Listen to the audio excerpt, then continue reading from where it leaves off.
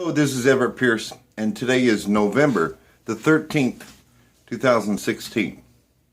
Now, we're going to talk about the presidential election, and the two topics is the popular vote and the electoral vote, or electoral college. Now, as we're seeing with the rioting going out in many different cities, so they're both important. Because the popular vote basically is the totality of the people. And not only do you have the right to vote, but you're supposed to be required to vote. And we have a lot of people out there complaining about that their vote doesn't count. And we're going to explain it in such a way that it's going to bring hope and faith back in to the voting aspect of it. Now, if everything is in place and operating the way it's supposed to happen, it's going to bring liberties, opportunities, and most importantly, fairness. Now, our government is built on immigrants. We have a variety. We have multiple levels of evolution, types of individuals, many skin tones of brown. So that also tells you that we have many different perspectives of how they live their life and how they would like this country to be ran. Okay, so we got to put the element of fairness. So like, say for example, you got to look at the pros and cons to each of the system of the popular vote and the electoral vote. Okay, so one of the downsides to popular vote is, say for example, Charles Manson. Okay, I use him as an example. We'll just say Charles Manson's got tons of money and he just has 20 babies. And then those 20 babies have babies and babies and babies, and we got tons of Charles Mansons around. And then they are teaching their future generations to think in that same particular way as Charles Manson. Okay, so we still have to allow certain liberties and freedoms of people, regardless if we disagree with it. You know, it's like the Ku Klux Klan. They have a particular idealization of how they want to live their life and how they would like this government to be ran. Okay, so the popular vote lies within the state. Okay, because now I'm just using Charles Manson for example. You can also extend it out to man versus woman. But the only thing is, when you're having a child, you don't have that control of having a bunch of babies where it's all girls or all boys. Okay, so there's a set limitation when it comes to that. But in terms of Democrats and Republicans, you could set a family where you just have say 2 people, and say they're Democrats, and they have 20 children, and then their children have 20 children, and their children has 20 children. Before long, you got one huge family. Okay, now if it was just the popularity vote by itself, they can spread out throughout the United States and basically dominate the voting election with their particular form of how they want to live their life and how they want this government to be ran. So that's why we put the popular vote onto the state itself. So say for example that state, everyone there, and I'll use examples Ku Klux Klan. We'll just say this state here, and I'll pick California. I'm just randomly picking a state. And everyone there is okay with that concept. And everyone votes, and it turns out to be a blue state when it comes to being democratic. Okay, but see, that state is only allowed so many electoral college votes or points. So that allows those individuals their rights, their liberties, of their concept of life and how they want to live it. Okay, now, if, for example, if they were to migrate to, say, Oregon or Florida, and they were to start projecting their idealization there, and the people in, say, Florida says, oh, hell no, you ain't bringing that over here. So that's the safety net. The other people, so if you try to, like cancer, if you try to infect other states with your idealization and you're trying to populate, you're trying to be the majority versus the minority. And that's one of the things they were learning back then at the early stages of our government was, and what we see with China, masses or even piranhas, piranhas in masses is highly destructive. So they were using and discovering the powers of mass producing. Okay, so that's why we put popular vote on the state. So, when a candidate, Trump and Hillary, that candidate who wins there, they have a popular vote. And so when they add up all the votes and they say, okay, Donald Trump is the winner, so we're going to give him 4 electoral votes. Because that is on terms of the state. Okay, we have United States. So basically, is all these states united, and even though they're individual, but we see them as one. Okay, so once every state puts in their vote of how they want our country to be ran, we collect that in terms of electoral college. Now, what's the purpose of electoral college? And how does that relate to the judge in a Supreme Court or any court?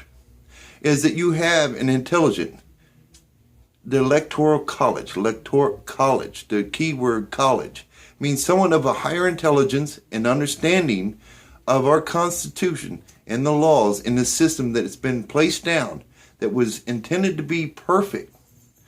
Meaning if it's deviated in a way, it snitches on itself as you will have fallen out of the structure of the way this government is. That's the way Energy and I designed it to be. So if it deviates, it automatically starts snitching itself out. So the Electoral College. Now, should the Electoral College be all Democrats? Or should the Electoral College be all Republicans? Well, see, now, when I say Republican and Democrat, now you're also just like black, white, Mexican, Latinos. Is everyone has Charles Manson, KKK. Everyone has their own perspective of how they want to live their life and how they think this country is ran. Okay, so the Electoral College has to be neither of them. If anything, there's supposed to be a collection of them all. Okay, but you don't call them a Republican or a Democrat. They're very intelligent individuals. They're very informed individuals, just like the judge. Okay, so, and the Electoral College it has a well-developed sense of problem-solving skill sets.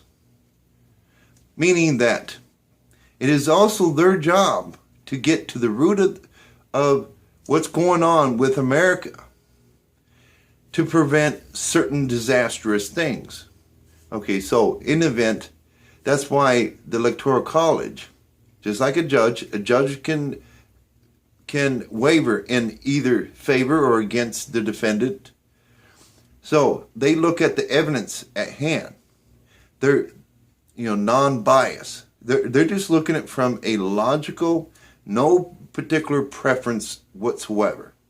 If anything, is from the preference of self-preservation. Logical, reasoning, science. So if they see that we have a Hitler and people are voting for a guy that has, not that the Electoral College thinks that's a Hitler type guy, but they have enough overwhelming evidence. This is that guy. And of course he didn't campaign that way. As we see with campaigning, people can lie and tell the truth and all sorts of little tricks of campaigning of an election. So when they find that out, they could say, I know I'm supposed to put my electoral vote on the Democrats, but mine is going to so-and-so. And this is the reason why. And it's not a I think, it's on a I know, and this is my evidence. Okay, but that's like behind closed doors. So, but for the most part, the Electoral College is supposed to cast that vote to represent the people as normal. So, but they reserve that right if they have enough evidence and people, just like the writers out there. Can you imagine all these individuals? I mean, they call it protesting, but what they're doing is actually rioting. Can you imagine them? I mean, having 20 children and 20 children and 20 children and 20 children, and we don't have these systems in place. And as we can see, that's happening in Portland, Oregon. Their concept of way life is if you don't get it your way, let's bust up $1 million worth of stuff. Let's pull out a gun and shoot people. Let's pull our pants down and crap on a picture of Trump. That's their version of life, because that's what they have shown us. That's all that we have to go by. And I'm not getting into how the media and other people have stoked and instigated, hatred and all that, because I've already kind of discussed that already. So it's good for you to be informed as to why we have these things in place. So to restore faith and hope in the election process, because we have a lot of people out there and say, well, why should I vote? My vote don't count. The hell if it doesn't. Not only do you have the right to vote, but you are required to vote. We have 300, I think I look at the census, 323 million Americans. Okay, so what does say, I don't know the exact number as far as ineligible voters, meaning children under the age of 18. So what does say, out of that 323 million people, we'll say there's 200 available eligible voters, 200 million voters. Okay, now with this election, I mean, we're looking at roughly 122 million voters. 122. So where in the hell is 80 million Americans out there who are eligible to vote? So when people start complaining, I mean, a lot of people like not to get involved, because if things bad happens, they'll say, well, I didn't vote for them. And it's like zero accountability. And it's like, I mean, these people, if their business didn't pay them the money, they would rest assured step up and say, I did this and this and this and this and this. They would be involved to make sure they get paid, to make sure they have a job, to make sure their family's fed. Well, you have no complaint. You have no position to complain about what is happening if it's a terrorist attack, if the economy collapses. If you don't vote, you get informed and you vote for the best person that would do the best job. So you don't have to work 2 and 3 jobs. So that's why we must stay informed of everything. I mean, they should have a TV channel on television. I mean, you got advertisement. 40, 50% of that television is to sell you something. Where is a channel in there where they use, other than just putting words in a book of our future generations, where they teach every facet of our government, how to protest, and then give you examples of what's the wrong way to protest. If the president, these are within what we expect out of a president in this position, Secretary of State, Secretary of Defense, and have everyone well informed what is expected out of him in his position and what we are supposed to be seeing out of that position. So that's why you educate people.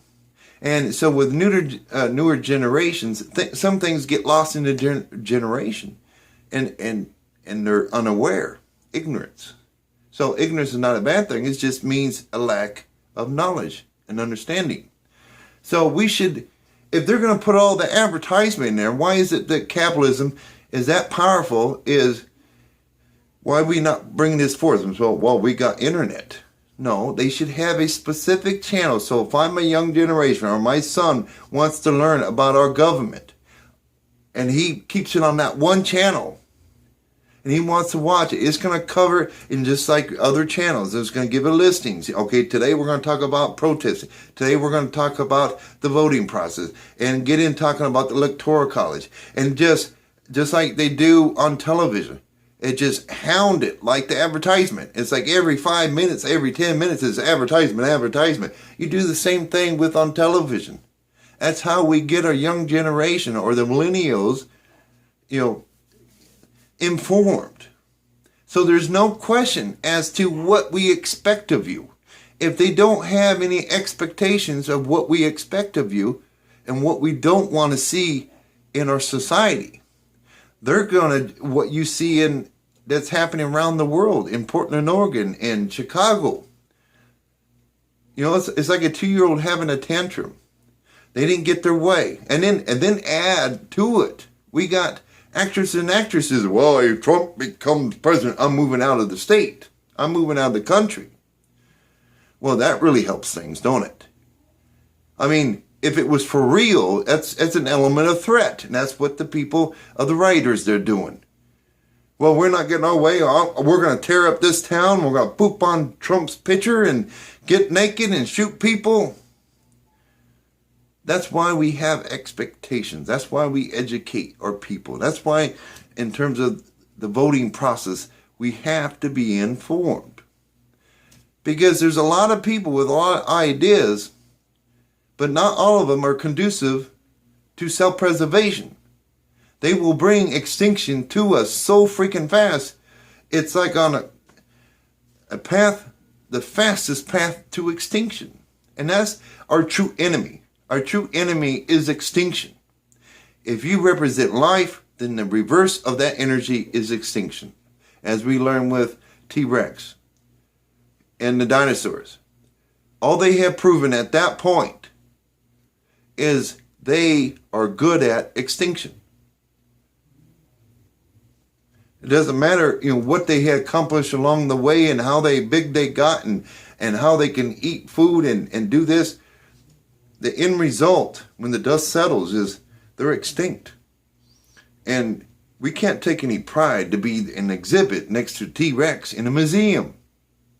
So that's why we put these certain protocols and expectations and we clarify things. This is what we expected because it's a universal acceptance. Because it's rooted into self-preservation and it keeps a low percentage of keeping the probability of extinction away from us. That's the purpose of having popular vote and electoral vote. This has been foreseen with human behavior.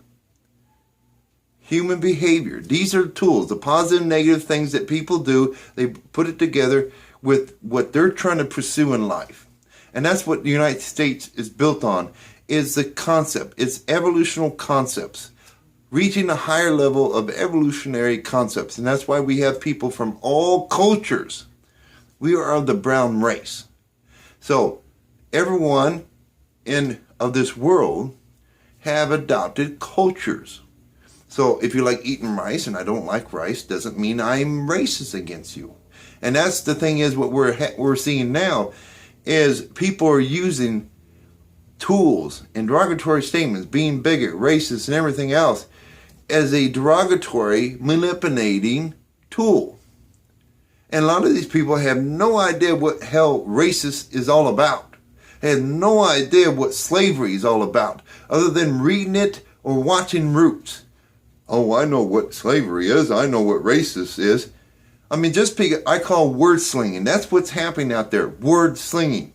If you can't take a word and literally write a book about it, you don't know it enough.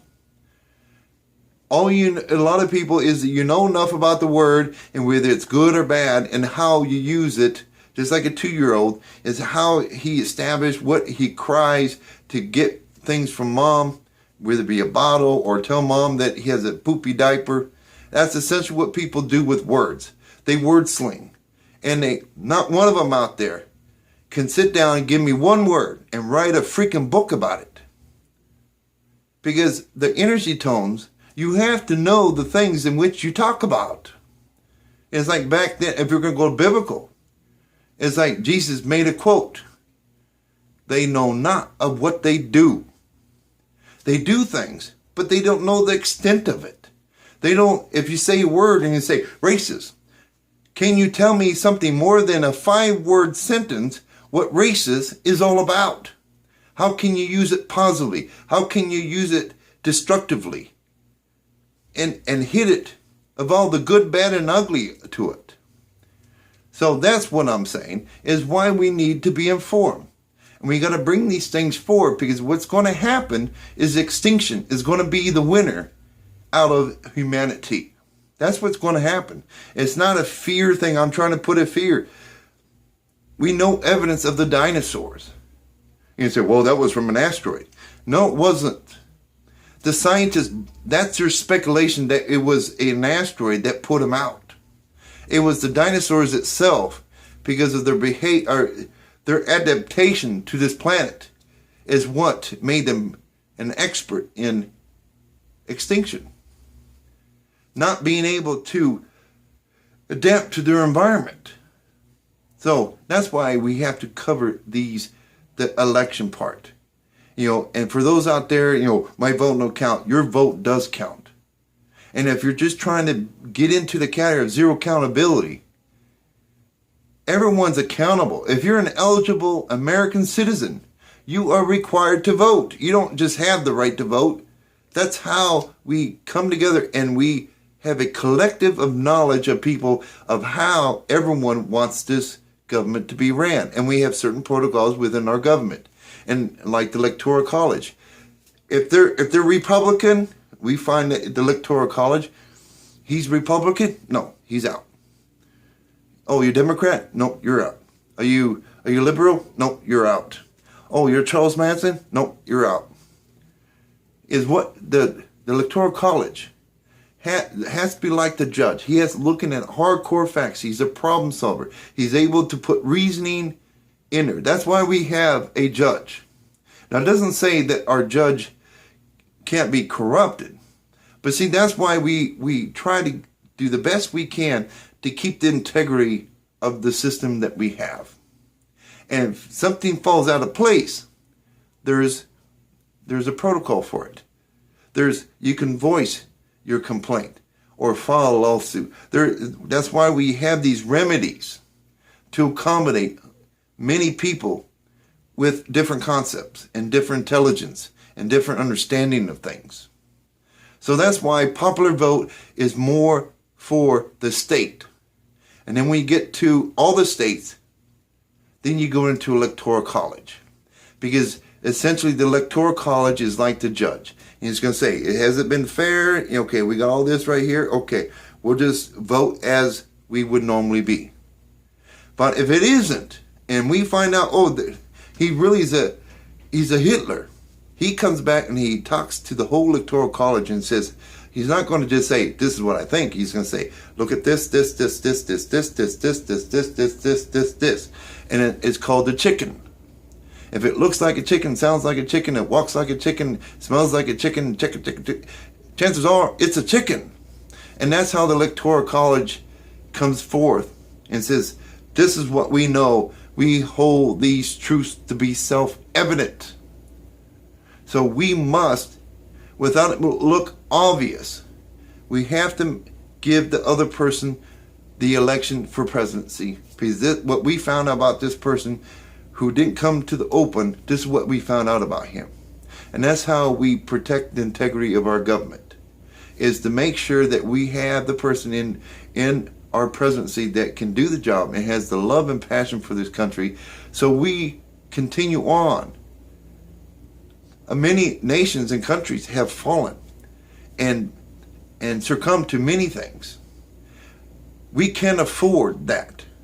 If we fail, we collapse, then all nations, then you have a global collapse. A global collapse. And if hell would be a walk at Disneyland compared to what would happen in a global collapse. So with that, we'll end it right here. It's November the 13th, 2016. I thank you for taking your valuable time to listen to what I have to say. And we'll keep pumping out these videos to inform you. And it's not to change the way you think. It's so when it comes time, just like a mechanic, when he has to work on your car, he has available tools. And then you can use those tools to make the best decision that you can possibly make in your evolution. With that, this is Everett Pierce with Einstein 314. It's been a pleasure